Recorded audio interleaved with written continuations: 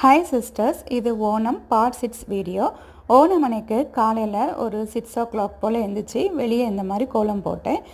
அப்புறம் உள்ளாடி போய் இந்த பூவெல்லாம் எடுத்து அதை வந்து ஃபுல் பூவாகவே தண்ணி போட்டு அங்கங்கே டெக்கரேட் பண்ணி வச்சுருந்தேன். சின்னதாக ஒரு பூக்கோலம் போட்டு வச்சுருந்தேன்.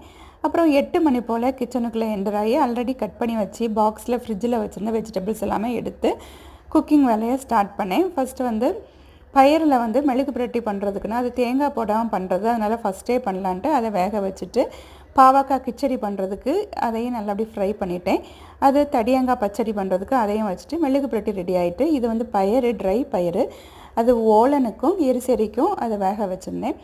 இது நல்லா ஃப்ரை ஆகி நல்லா இது ஆறின உடனே கிச்சடி, இது தயிர் சேர்த்து பண்ணுறது, அதுவும் காலையிலே பண்ணியாச்சுன்னா அது வந்து நமக்கு ஒரு மணிக்கெலாம் சாப்பிடும் போது கெட்டு போகாது, நல்லாயிருக்கும். அதனால் கிச்சடியும் பண்ணிட்டேன். மீதி அடுத்த வீடியோவில் பார்க்கலாம். Bye, thank you.